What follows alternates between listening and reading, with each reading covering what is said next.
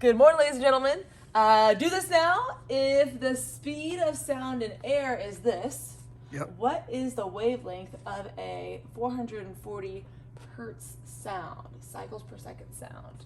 Okay, and then what produces the node of a standing wave and what produces the antinode of a standing wave?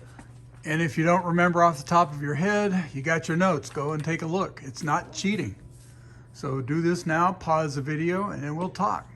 Okay, the speed of sound is 343. And we're trying to figure out what the wavelength is, and we have the frequency, right? 440 cycles per second. Cycles per second. Okay, so let's go ahead and use, I have all of these players. So V equals the wavelength times the frequency. I'm going to divide by the frequency on both sides. And we'll say 343 meters per second divided by, that's a frequency right there. 440 cycles per second. V by seconds will cancel out. Cycles just goes away. And we're left with meters, which is good for us because that's our units per wavelength. Okay, so 343 divided by 440. And we get 0.78. 0.78. 78 meters. Huh. We can relate to that, right? Simple, yes? 0.78 meters. Where's our meter sticks? That means that this wave, the wavelength is right there, from here to there, right? Okay, one wavelength for this wave. Oh no, that's issue. Okay. All right, so from. Wait, there's another one. Did I go back? Oh, right here? Nope, there's two. There's number two. Okay, so what produces the node of a standing wave and the antinode of a standing wave? So let me go ahead and just do my thing here, right? Yeah. So here's my wave, and then I've got, I'm not gonna be able to do this, but we'll do the opposite side, right? First draw your equilibrium. Yeah. We'll go ahead and draw right here. That's pretty good. You don't have to do, you just, yeah. Yeah. And so the other wave, it's opposite, right? This more isn't perfect here. Okay, and so these are our nodes. That's actually pretty good. It's pretty good, right? Yeah. These are, they should be crossing at the exact spot. Those are our nodes. These are our antinodes. And it's interference. What kind of interference would cause no movement that would cause the standing wave to be at equilibrium? Yeah, so for this node, it would have to be destructive interference. That's right. Right? So destructive. For the node. Okay, and then for this, we've The got big bump. things adding together, so this has got to be constructive. Yeah. And remember, you've got waves going in both directions, reflecting back and forth. And so you get one going one way, interferes with another one coming the other way. Yep. Okay. All right, so moving on. There it is. From your journal, I know this is getting a lot of you. What causes the Doppler effect? What causes the Doppler effect? What causes it? Huh. Okay, so let's go ahead and take a look at The Doppler effect is when you hear some car going by or a siren going by or a train going by and you hear the Yeah, when we experience that, right? When you've got the source going by and I'm not very good at it, but that's right. Sure you are. There we go. I need a little more practice. Okay, so the Doppler effect. What causes it? Well, first of all, put the velocity at 0. Okay, yeah. Let's do 0. Come on. I'm moving. I swear I'm moving. I can do this. Come on, Miss Moore. That's good enough right there. There. That's good enough. So the pulses move out in spherical wavefronts, right? And so you're going to hear the same frequency everywhere. Now give it some velocity. Let's give it some boom. No, more than that. Get it up around. Yeah, it's good right there. And so now in front, can you pause it? Yeah, right there. Okay, check out the difference in the distance between each wave, the wavelength, right? Yeah. So this was really small, right? The perceived wavelength is 0.27 meters. Yeah. And then back here, if we keep moving forwad, at this point. Now the observer is experiencing a big distance between the wavelengths, a big wavelength, and now it's like 1.73. So this change in wavelength, and because the source was moving, every place that one of these circles, one of these waves was put out, was at a different spot. So that even though they're all spheres, they're all circles, that source, the place where they're born, is moving. Born in different spots. That's right. Okay, and how does this affect the pitch? Let me see if I can.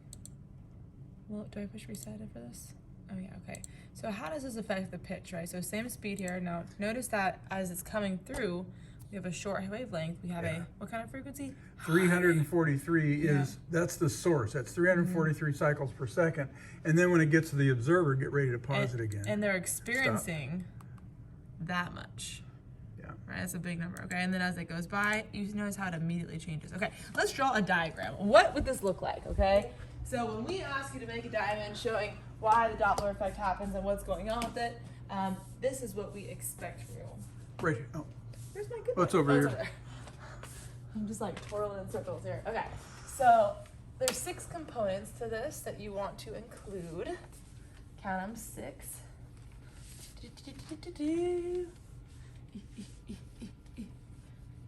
All right. Teacher shape.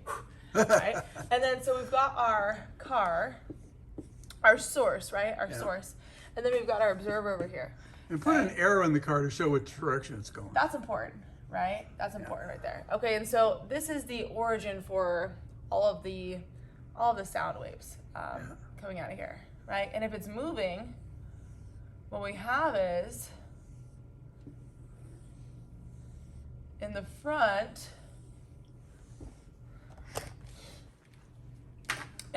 the wavelength from here to here, we have a short wavelength, right? And in the back, how does this wavelength compare? Well, it's a lot bigger, right? Yep. Okay, so then how does that affect the frequency? Well, the short wavelength comes by your ear more frequently.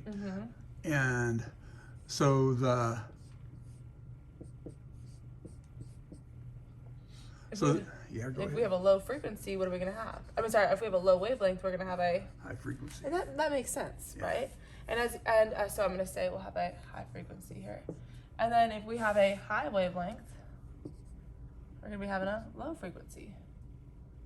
Right? And the frequency is the pitch. So the higher frequency in front is da, and the lower frequency behind is na. Yeah, so high pitch over here, and that means low pitch. So boys and girls, you think you could make a diagram like this? Yeah, so you got to have, you get a point for telling me about the velocity, a point for telling me about the wavelength and the frequency and the pitch, point here for these two, and then you get a point for the drawing. Point for the diagram. Right? Okay, and you have to make sure you show there's a difference in the wavelengths here. Yeah. Right, because that's what we're experiencing. Okay, so that is what it looks like. Make a diagram and show the Doppler effect. Sound waves are longitudinal pressure waves. Yeah. Okay, so here we have a diagram here, and this is the part that can be moving in and out, and out, producing that longitudinal movement through the wave. Squeezes and stretches the air. And these darker areas are high pressure, and these lighter areas are low pressure. And so what happens is we have a low pressure area, we've got some squeeze, and we've got some stretch, and you can see how that low pressure spot moves from here to here, and then to here, and then eventually through the wave. Yep. Right? And so there's that difference in high pressure and low pressure is what causes the sound wave to propagate through, but the air particles are not moving from one side to the other, they're just squeezing and stretching. Yeah. Okay, so standing waves are caused by interference. 338 and 340. 338. Okay. Oh yeah, here's interference. Well, you know what? We got some pictures for this, huh? Yeah, here's well, you can explain. You got this one, time's going by. Oh, is it going down? Oh, yeah. Okay, so we've got this one. We've got these two waves coming in on opposite sides, right? They meet in the middle here. What is going to happen? They're going to cancel each other out, right? The waves are actually moving through each other still, right? Yeah. But at this point, they algebraically cancel each other out because they're opposites. Yeah. And then they keep on moving, so so the bottom one goes through, and then down here it continues through the bottom, and the top one continues through the top, doing their own thing. And then we got the bumps on the same side. Yeah, so this is constructive, this was destructive. Bumps are on the same time, they come through. Originally they were this high, when they add together, they form that giant bump right here, but then they keep moving through each other, and they move past. That's the idea of adding algebraically. This is positive 1, this is negative 1. They add together to make 0. This is positive 1, that's positive 1. They add together to make positive 2. Now, what's happening in this one here? Well, here you've got a big bump on the left and a little bump on the right. Oh, so this is like positive 1 and negative 0.5. Yeah, and so they don't entirely cancel each other out because this one's still bigger than this one, but you can see that this bump is smaller, right? Because when these two add algebraically, and they keep moving through each other, okay? So let's take a look at some examples. Okay, so here we have constructive interference. Now we're going to have 2 pulses sent. The one from the left is going to be big, the one from the right will be smaller. And here we go.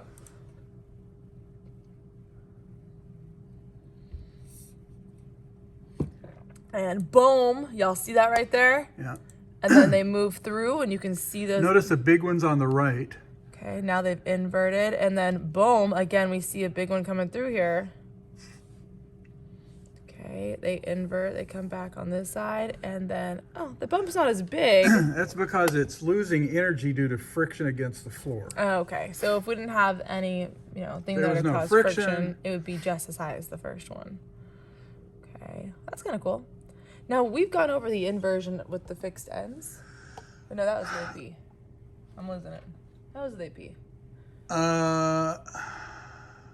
Yeah, I think we did. Actually, we did. Helps you work more. Whoa. Okay. Go away. So if we have, which I think we have, then at this point, and the waves are moving past each other, notice how this is a fixed end, and then boom, what happens? We get inversion. But the real big idea here is you got constructive interference happens when they're on the same side. Now this is destructive. And what you've got is these rods that have little white dots on the end. So should I let it go through once, then we pause it? Yeah. Okay, so check this out. And he's going opposites. He did opposite. On the bottom, one at the top. Yeah, and you can see those waves coming in, right? Yeah. Okay. They get to each other and they're on opposite sides. Boom. Oh, right there, they cancel. And then they move through each other. Cool. So the one on the top was start off on the going to the right, and it continues that. Look at that. Invert there, going in. And then it'll interfere. And then they're going to cancel right there. Boom. And then pass through each other. Boom. This is a really good one. It is. Yeah, the dots are really helpful. Okay. So let's see that again. Mm-hmm. Cool. All right, here they come, and see if you can pause it when it gets right to the... You want me to pause it? Yeah. And stop. Ah! Just missed it. I know. And Boom. right there. Boom. So now it's not completely zero, because There's got a little bit of there's stuff in there, but you can see you can't see those pulses anymore. I'm like, right there. And then they pass. You see how quick it is? They just pass right through each other. Yeah. Okay, cool. And it's so cool that you can see them really just like moving through there. So now the thing about waves is they are disturbances in a medium. Mm-hmm. And they don't behave like matter does. They can two waves can occupy the same spot at the same time. Mm-hmm. A standing wave has two parts: the node and the antinode. Yeah. We've seen this before. Earlier in the do now. Yeah. So we know the antinode is this top part right here, and the node is that part right there, and the big bump is the antinode, and so we have antinodes here, node here, antinode, node. And the difference between these three is how fast the hand is shaken up and down. This is going at a low frequency, this is going at a medium frequency, and this one is going really fast. Yes. Okay, so destructive interference produces nodes. Oh, I should have left my drawing up. Okay, so destructive interference is going to be producing these guys right here. Yeah. Okay. And then constructive interference produces the antinodes, so that's these ones up here. Yeah. Okay, and so that's a croft, not a croft, a crest and a trough, and then this is a crest and a crest, or a trough plus a trough. Yeah. Right. And so, did we want to do the? Let's see. A standing wave doesn't have to be a full wave; it can be a fraction of or more than one wavelength. Yeah. Okay. So let's go back over here. So Okay, so now the thing about this, one bump is half a wavelength. yeah, from here, bump to there. So that's half a wavelength. Okay, so this must be 2 bumps is 2 halves is a full wavelength. okay, and then this is 3 bumps is 3 halves, which or is 1.5 waves. Yeah. Okay, so you can see that we have different And you can have even more than that, you know, if depending on the situation. Yeah. Okay, so we can see there's some differences here, but notice it's the same length that we're just fitting in more wavelengths in there. Yeah. Okay. I wonder what that means for the frequency. Do we want to do this, Boykin? This thing? Yeah, okay. Yeah. Let's see if I can get it. Okay. And so we're gonna touch back over on the on the nodes and the antinodes and the interference. So you see how she's okay, now you had half a wavelength there a minute you want to ago. keep going? Yeah. And so she's not moving her hand very much, but she's sending a pulse that way and a pulse comes back this way. And so you get a crest going that way meets a crest coming this way, you get the bump on the top. Mm-hmm. You get a trough going this way meets a trough going that way, and you get the bump on the bottom. Okay, and now notice that it keeps getting bigger and bigger, and she's barely moving her hand. Now see if you can increase. Sometimes you gotta make it go a little faster. Okay, so she increases the frequency. Now she's sending pulses, but her hand's barely moving, and now we have a full standing wave. Now what's going on? Pulse is going one way. Remember, they go back and forth many times. And so right here in the middle, that's the node. That's where a crest going that way meets a trough coming this way, and they cancel each other out. That's destructive interference. Sweet. Can you go any faster? It's hard. Well. There you go. There you go. All right, so now we've got 1, 2, 3 big bumps, 3 antinodes. That's 1.5 wavelengths. Mm-hmm. Well done. We good? Yeah. Woo! So she just did these 3 things on the spring hanging from Old Glory. All right. So, a musical. So all musical instruments have a source of vibration and some method of changing the length of a standing wave. Allow me to demonstrate. Behold, the penny flute. All right, what you have is a source of vibration here. Me. And then a bunch of holes that allow you to change the length of the tube. Yeah, so here we go.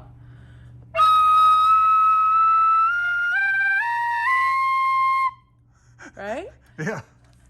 Magnifique. Right? And so every time you open one of those holes, you shorten the length of the standing wave inside the pipe.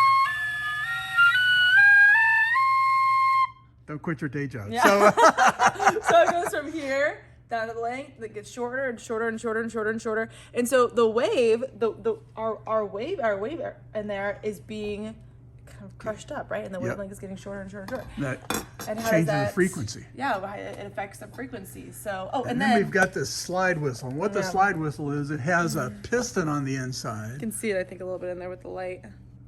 Right there, you can see it moving. Yeah. Uh-huh. Okay. Here we go.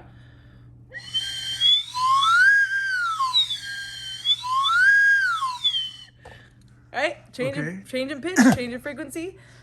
Changing the length of the standing wave. Mm-hmm. And we have a video here that was shot back, in the mid-90s. And if I got to get it digitized, and when we get it digitized, we'll add it below. We'll add this to the thing. Mm-hmm. It'll be really groovy. Now, for your guys' homework tonight, just go ahead and read chapter 15, pages 357 through 360, and read to understand what's going on.